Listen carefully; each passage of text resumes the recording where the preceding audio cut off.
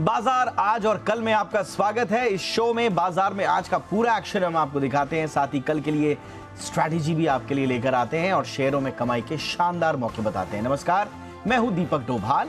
अगर शेयरों से जुड़े कोई भी सवाल आपके पास हैं तो हमें कॉल करें। हमारा फोन नंबर आपकी टीवी स्क्रीन पर 02223001634। इसके अलावा एक और नंबर है जिस पर आप कॉल कर सकते हैं 02223001635। और कॉल न करके आप सोशल मीडिया के जरिए हम तक अगर पहुंचना चाहते हैं तो उसके लिए भी जरिए आपको बता दें। फेसबुक पर आपको जाना है, हमारा जो पेज है @ZBusiness Online, और ट्विटर पर हमारा हैंडल है @ZBusiness। अपने सवाल हमें भेजें और हैशटैग लगाना ना भूलें, #बाजार आज और कल। और मेरे साथ कल के लिए आपकी तैयारी कराने के लिए जी बिजनेस के मैनेजिंग एडिटर अनिल सिंह भी तो हैं ही, साथ ही साथ मेरे साथ एक और खास मेहमान सेठी फिनमार्ट के एमडी विकास सेठी सर हैं। सेठी सर, गुड इवनिंग, बहुत बहुत स्वागत है सर आपका। आप सेठी सर से चर्चा आगे बढ़ाएं, लेकिन सबसे पहले देख लेते हैं आज बाजार में कैसा रहा कारोबार। तो वायदा बाजार में मार्च सीरीज के एक्सपायरी से पहले आज बाजार में उतार चढ़ाव देखने के साथ जो है वो कारोबार दिखाई दिया और सेंसेक्स 40 अंक गिरकर 57,600 के पार बंद हुआ, तो निफ्टी 34 अंक टूटकर 16,950 के करीब बंद हुआ। हालांकि आज बैंकों में स्थिति कुछ बेहतर रही। निफ्टी बैंक 137 अंक बढ़कर 39,550 के पार बंद होने में कामयाब रहा। और आइए रुक करते हैं आज के बाजार पर एडिटर स्टेक का। जी बिजनेस के मैनेजिंग एडिटर अनिल सिंह भी बता रहे हैं कि आज बाजार में इतना उतार चढ़ाव क्यों रहा। हफ्ते के दूसरे दिन भारतीय बाजारों में बड़ा मिला जुला सा कारोबार रहा और बेहद इंटरेस्टिंग क्लोजिंग भी, जहां निफ्टी और साथ ही सेंसेक्स 35-40 पॉइंट नीचे बंद होते दिखे, वहीं बैंक निफ्टी थोड़ी मजबूती के साथ हरे निशान में बंद होने में कामयाब रहा। लेकिन तेजी कोई खास बहुत बड़ी नहीं थी, न ही मंदी कोई खास बड़ी। बहुत ही सीमित दायरे में बाजार ने कारोबार किया, न 16,900 को तोड़ा, न 17,100 को पार किया, यानी कि मुश्किल से 100, 125, 150 पॉइंट की रेंज में पूरा दिन भर बाजार ने वक्त बिताया। बैंक निफ्टी में भी कमोबेश यही हाल था, 39,300 के आसपास सपोर्ट, 39,700 के आसपास रुकावट, तो छोटी सी रेंज में बैंक निफ्टी भी कारोबार करता हुआ दिखा। अच्छी बात ये रही, सेकंड हाफ में बैंक निफ्टी 39,500 के नीचे ज़्यादा टिका नहीं और धीमे धीमे मजबूती बढ़ाकर दिन की ऊंचाइयों की तरफ बंद होता दिखा। लेकिन इसके ठीक विपरीत निफ्टी धीमे धीमे कमजोरी दिखाते हुए दिन के निचले स्तरों की तरफ बंद होता हुआ दिखा। अब 16,950 जो क्लोजिंग मिली है वो कमोबेश पिछले 2 हफ्तों की लोअर क्लोजिंग की तरफ ही होती हुई दिखी है। अब वायदा कारोबार की कल मंथली एक्सपायरी भी है, लेकिन उससे पहले सीमित दायरे में कारोबार के पीछे ये है वजह है कि कोई खास नए ट्रिगर और जोश नहीं है। वैसे लगातार 3 दिन अमेरिकी बाजार मजबूती के साथ थे, उसके चलते मजबूत शुरुआत होना तय। एफआईएस की जो बिकवाली है उसके सामने लोकल फंड्स दबाकर खरीदारी भी कर रहे हैं। कल कुछ शॉर्ट कवरिंग भी होती हुई दिखे, लेकिन ऊपरी स्तरों पर प्रेशर और बिकवाली भी लगातार आ ही रही है। ऐसा नहीं कि गैप से खुलने के बाद आप टिक पाए। सो ऐसे में ये छोटा सा मिला जुला कारोबार रहा और ब्रॉडर मार्केट में अगर आप देखेंगे तो बढ़ने वाले शेयरों की संख्या थी कम, गिरने वाले शेयरों की संख्या थी ज़्यादा। ये आपके लिए पूरा का पूरा ट्रेडिंग पैटर्न आज का रहा। एक्सपायरी की वजह से भी और मार्च एंडिंग की वजह से भी बाजार में वॉल्यूम्स और एक्शन थोड़े कम होते हुए दिख रहे हैं। शायद अप्रैल सीरीज की जब शुरुआत हो उसके बाद धीमे धीमे वॉल्यूम्स वापस लौटते हुए आपको नजर आए। और हमारे साथ खास मेहमान सेठी साहब हैं, सेठी फिनमार्ट के विकास सेठी जी, जिनसे हम जानेंगे कल के लिए उनकी इंट्राडे कॉल्स, पोजिशनल और लॉन्ग टर्म पिक भी उनसे लेंगे, पूरा एक्शन वो बताएंगे। लेकिन सबसे पहले सेठी सर, पहले बाजार पर आपके आउटलुक की चर्चा कर लें। छोटी रेंज में कारोबार होता हुआ नजर आया, लेकिन ये रेंज क्या तोड़ पाएगा मार्केट? आगे ट्रैजेक्टरी किस तरह की दिखाई दे रही है सर आपको? गुड इवनिंग दीपक। सबसे पहले तो जो आज का बाजार था काफी लैकलस्टर बाजार था और एक जो इंटरनेशनल क्यूज है पिछले 3 दिनों से हम देख रहे हैं यूएस के मार्केट्स में एक अच्छी तेजी बनी हुई है और इससे अच्छे इंटरनेशनल क्यूज हो नहीं सकते और उसके बावजूद हमारे बाजार टिक नहीं पा रहे। हम पिछले 3 दिनों में खुलते जरूर ऊपर है but by the end of the day हम नेगेटिव टेरिटरी में चले जाते हैं और आज थोड़ा बहुत मूड माहौल खराब हुआ। अडानी ग्रुप के स्टॉक्स के कारण उनमें एक अच्छी खासी गिरावट देखने को मिली। बाकी बाजार में मुझे लगता है हमारे यहाँ जो फाइनेंशियल ईयर एंड है उसके कंसिडरेशंस के हिसाब से लोगों की पोजीशंस भी थोड़ी हल्की हो रही है या कुछ एडजस्टमेंट्स होंगे, तो और वॉल्यूम्स भी काफी कम है। तो इन सबको देखते हुए मुझे लगता है ये बाजार अब कल एक तो एक्सपायरी का दिन है तो थोड़ा वोलेटाइल रहेंगे, चूंकि परसों छुट्टी है तो इस बार बुधवार को एक्सपायरी है, एफएनओ की मंथली एक्सपायरी। तो थोड़े वोलेटाइल तो रहने ही वाले हैं, बट मुझे लगता है पोस्ट ये फाइनेंशियल ईयर एंड ये जो अप्रैल फर्स्ट वीक से बाजार में एक मुझे लगता है ये जो दायरा है बाजार का वो निकलना चाहिए, एंड आई एम होपफुल कि ये ऊपर की साइड में बाजार निकलेंगे और I am expecting a good April this year. ठीक है सर, और गुड अप्रैल के साथ साथ आप कुछ गुड स्टॉक्स भी बताएं, लॉन्ग टर्म और पोजिशनल दोनों। बिल्कुल दीपक, पहले पोजीशन पिक देता हूँ। मुझे होटल सेक्टर अच्छा लगता है और वहां से मैंने आज पिक किया ताज जीवी के होटल्स को, जो आज 182 के आसपास ट्रेड कर रहा था या बंद हुआ। एक बहुत ही सॉलिड कंपनी है ये ताज ग्रुप, यानी कि इंडियन होटल्स और जीवी के ग्रुप की जॉइंट वेंचर कंपनी है।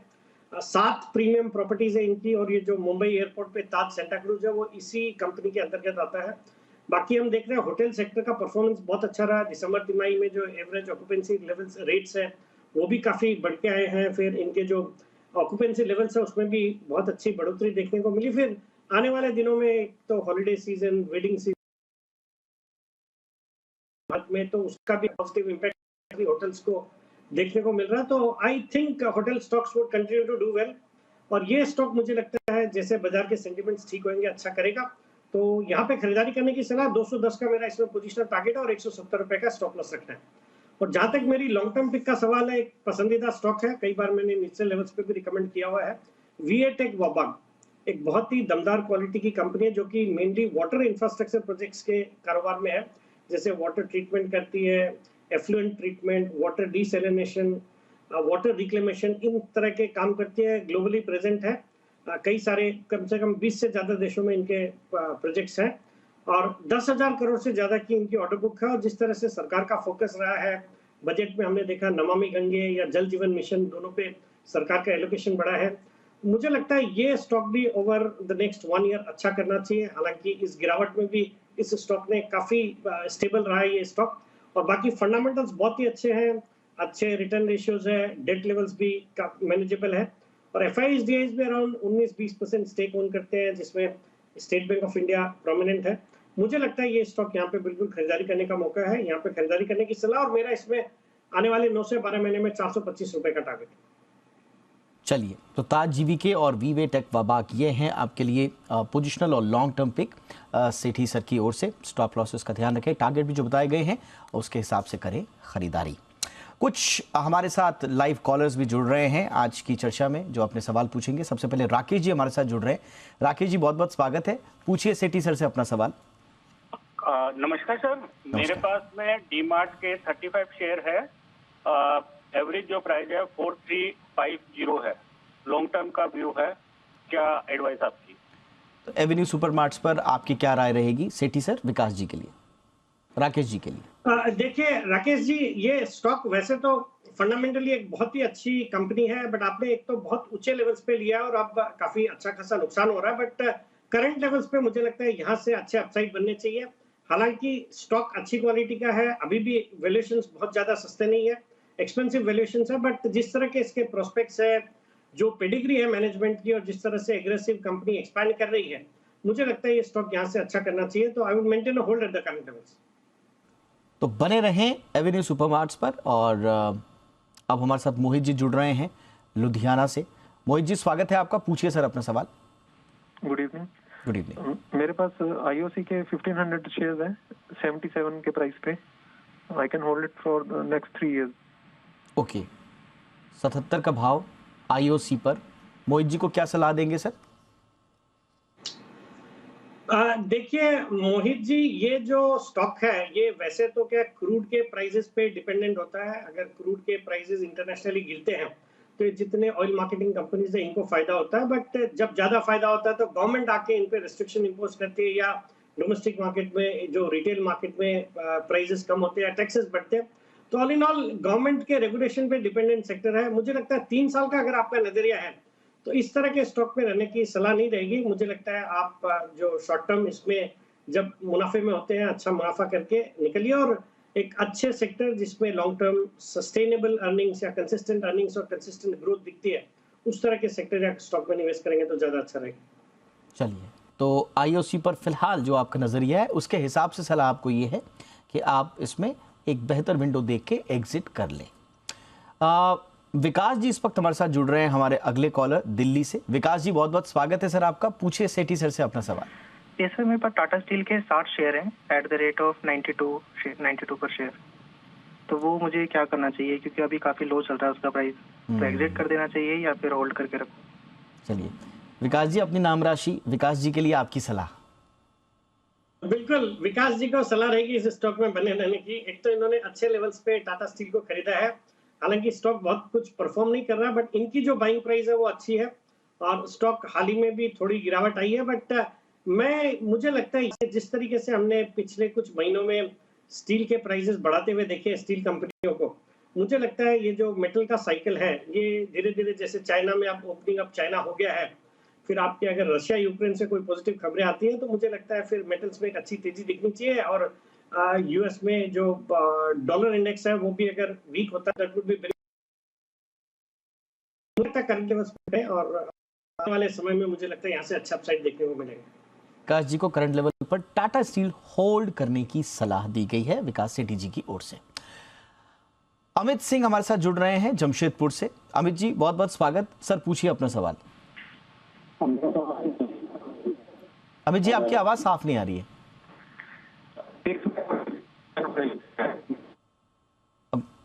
ओके, अमित जी ने हमें टेक्स्ट करके भी अपना सवाल भेजा हुआ है, तो लिहाजा हम टेक्स्ट मार्को पर उनका सवाल है, टेक्स्ट मार्को रेल पर उनकी 200 शेयर इनके पास और शायद 63 का भाव इनका है। तो अमित जी के लिए क्या सलाह रहेगी विकास सर आपकी? देखिए अमित जी, इस स्टॉक से निकलने की सलाह रहेगी। हालांकि आपको नुकसान हो रहा है अच्छा खासा, 40-50% आपके जो परचेज प्राइस है उससे नीचे है ये स्टॉक।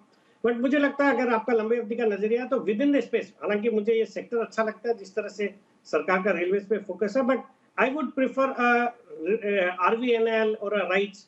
आरवीएनएल यानी कि रेल विकास निगम लिमिटेड या राइट्स या फिर टीटागढ़ वैगन, इस तरह के जो स्टॉक है उनमें अगर रहेंगे और लंबी अवधि के लिए रहेंगे तो मुझे लगता है आपके लॉस की भरपाई जल्दी हो सकेगी। और अगला सवाल आरवीएनएल पर ही आ गया सर। प्रवीण जी हैं हमारे साथ। प्रवीण जी पूछिए अपना सवाल सर। हाँ सर, प्रवीण बात कर रहा हूँ मैं जी महाराष्ट्र जी। आरवीएनएल पर आपका कितना नजरिया आप रख रहे हैं सर, और भाव क्या लिया था आपने? 66 का लिया था सर मैंने, 200 शेयर लिए थे। हाँ, और मेरा 80 का टारगेट था, तो कब तक अचीव हो जाएगा? 80 का टारगेट है आपका? ठीक है सर। विकास सर, प्रवीण जी को आपकी सलाह। नहीं, बिल्कुल प्रवीण जी, इस स्टॉक में बने रहना है। जैसे मैं थोड़ी देर पहले भी जिक्र कर रहा था, मेरा एक पसंदीदा स्टॉक है with in the railway space. एक तो सेक्टर अच्छा लगता है और विद इन द सेक्टर एक अच्छी क्वालिटी की कंपनी है जिसकी जबरदस्त ऑर्डर बुक है। और हमने हाल ही में भी देखा सरकार ने नए जो वंदे भारत ट्रेन के ऑर्डर्स दिए, 200 ट्रेन में से 120 ट्रेन का ऑर्डर इनको मिला है, प्लस 30 साल का मेंटेनेंस कॉन्ट्रैक्ट भी मिला है। तो ऑल इन ऑल एक अच्छी क्वालिटी की कंपनी है और आपने जिन लेवल्स पे लिया उसके आसपास ही ट्रेड करता है। आपका टारगेट भी छोटा, मुझे लगता है 2 से 3 महीने में ये बिल्कुल आ जाने चाहिए, आपको मुनाफा होना चाहिए। चलिए, तो प्रवीण जी शुभकामनाएं आपको, जो सलाह दी गई है उसका ध्यान रखें। हरीश जी हमारे साथ जुड़ रहे हैं जयपुर से। हरीश जी बहुत बहुत स्वागत है, पूछिए सर अपना सवाल। सर मेरे पास मद्रास फर्टिलाइजर के शेयर है जी, 571 शेयर है, 85 रुपीज की प्राइस पे मैंने दिए हैं, तो मैं इनको रखूं? मेरा नजरिया तो लॉन्ग टर्म का है, या मैं और इसमें बाइंग करूं? ठीक। हरीश जी के सवालों का जवाब किस तरह से देंगे विकास सर? देखिए, वैसे फर्टिलाइजर भी एक अच्छा सेक्टर है, बट अगर गिवन अ चॉइस, अगर आपका लॉन्ग टर्म का नजरिया है तो I would be more comfortable with stock like जैसे चमल फर्टिलाइजर मुझे अच्छा लगता है, कोरोमंडल इंटरनेशनल अच्छा लगता है, फिर आपके यूपीएल अच्छा लगता है। तो इस तरह के स्टॉक्स में अगर रहेंगे तो ज्यादा अच्छा रहेगा। हालांकि ये स्टॉक भी वैल्यूएशन के लिहाज से सस्ता लगता है, but I think one should go with those kind of companies for long term. चलिए, तो थोड़ा सा बदलाव करें अपने पोर्टफोलियो में फर्टिलाइजर शेयर्स को लेकर। ये है हरीश जी को सलाह। नीतेश जी हमारे साथ जुड़ रहे हैं कोलकाता से। नीतेश जी स्वागत है सर आपका, पूछिए अपना सवाल विकास जी से। सर मेरा एनएलसी लिया हुआ है सर 79 के भाव से, 790 शेयर है। ओके, क्या करना चाहिए सर?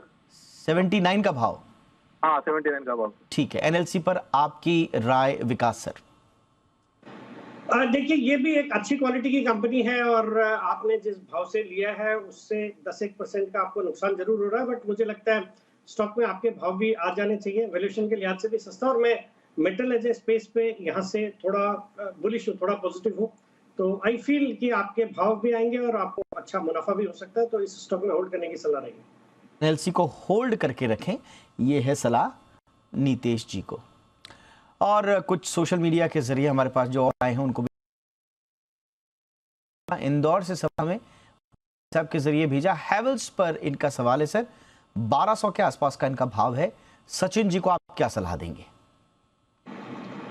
नहीं, अगेन देखिए, एक अच्छी क्वालिटी की कंपनी है बट वैल्यूएशन के लिहाज से एक्सपेंसिव है, बट अपने हाइट से अच्छा खासा हाल ही में करेक्ट हुआ। और ये जो इस तरह के स्टॉक्स है, चाहे हेवेल्स है या ब्लू स्टार वगैरह है, ये सब जो इस बार रहता है, तो एक क्वालिटी की कंपनी है, करंट लेवल्स पे होल्ड करने की सलाह रहेगी। करंट लेवल पर होल्ड करने की सलाह सचिन जी को हैवेल्स पर। विभा कुमारी दानापुर से सवाल भेज रही हैं हमें। सेल पर इनका सवाल है सर, 125 का भाव इन्होंने लिया है। सेल पर विभा जी को क्या करना चाहिए? करंट लेवल्स पे सेल पे भी होल्ड करने की सलाह है। इनको नुकसान जरूर हो रहा है और अच्छा खासा नुकसान हो रहा है, बट मुझे लगता है करंट लेवल्स पे ये यहाँ पे बने रहने चाहिए। यहाँ से अच्छे अपसाइड आने वाले दिनों में देखे जा सकते हैं। अच्छी डिविडेंड यील्ड है, 8-10% की तो डिविडेंड यील्ड है इस स्टॉक की, और बाकी स्टील एज ए सेक्टर भी यहाँ से अब अच्छा परफॉर्म करता नजर आ रहा है, तो मुझे लगता है सेल में बने रहे।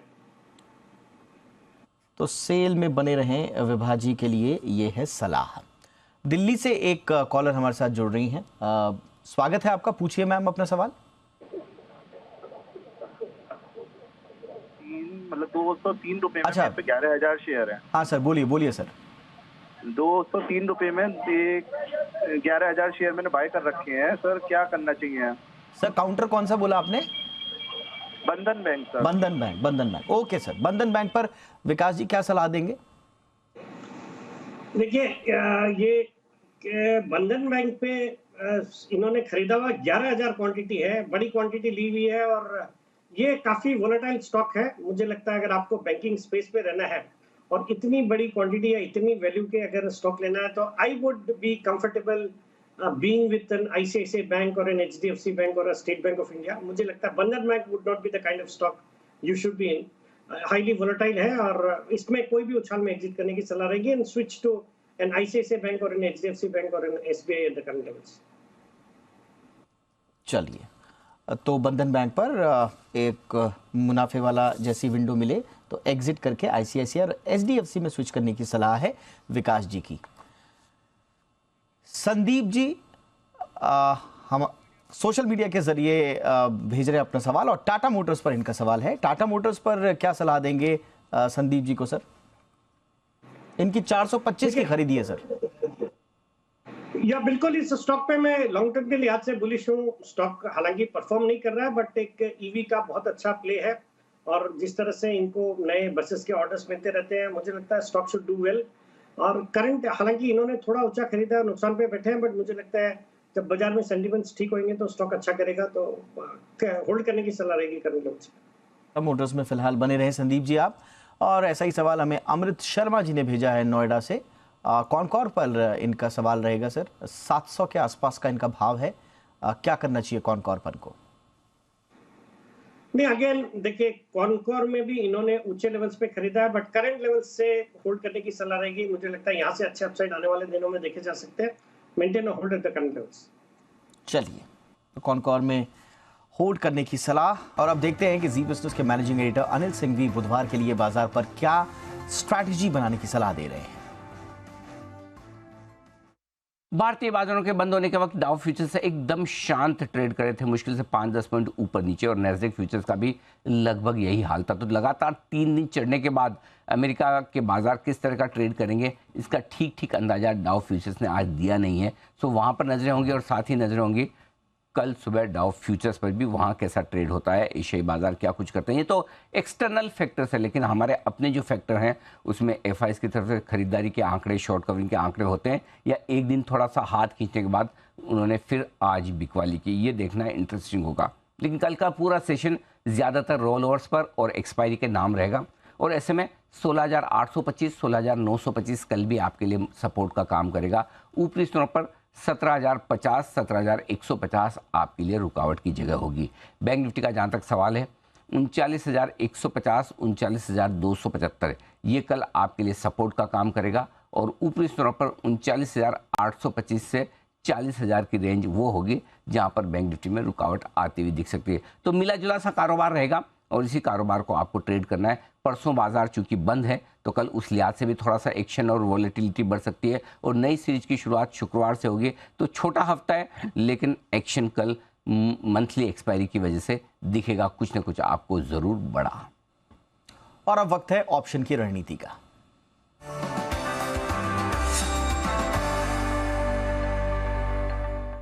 एक्सिस सिक्योरिटीज के राजेश पालवी हमारे साथ हैं। राजेश जी बहुत बहुत स्वागत सर। सर बताइए कल ऑप्शंस के जरिए कहाँ मौके बनेंगे? या गुड इवनिंग। सो देखिए आज मार्केट में अगर हम देखें तो हायर साइड पे सप्लाई बना हुआ था और जिस तरीके के डेटा बने हुए हमें लगता है कि मार्केट में 17,100 17,200 ये एक रेजिस्टेंस बना हुआ है। एक्सपायरी के चलते 17,100 में काफी कॉल राइटर्स एग्रेसिव थे। हमें लगता है एक डाउन साइड का ही ट्रेड यहाँ पे बनते हुए दिखेगा। 17,050 की स्ट्राइक का कॉल ऑप्शन बाय करने की सलाह रहेगी, जो कि आज क्लोज हुआ है करीब 90-95 रुपीज के आसपास। ये पुट ऑप्शन बाय करने की सलाह रहेगी और हमें लगता है कि यहाँ से वापस निफ्टी में एक डाउन टिक देखने को मिल सकता है टुवर्ड्स 16,900 की तरफ। तो 17,050 का पुट ऑप्शन यहाँ पे बाय करना है 95 रुपीज में। अपसाइड के टारगेट इस पुट ऑप्शन के आते हुए दिख सकते हैं करीब 140-150 तक के। स्टॉप लॉस रखना होगा करीब 65 रुपीज के आसपास। स्टॉक स्पेसिफिक अगर हम बात करें तो हमें लगता है जिस तरीके से आज एसीसी में जिस तरीके का आज ब्रेकडाउन देखने को मिला है, यहाँ पे एसीसी में एक शॉर्ट पोजीशन बनाई जा सकती है।